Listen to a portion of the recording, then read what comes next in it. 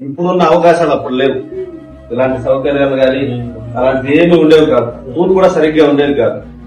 తిండికి లేకుండా, బట్టలు సరిగ్గా లేకుండా, మధ్యాహ్నం భోజనం కూడా ఇంట్లో కూడా ఒక పూట వస్తువులండి.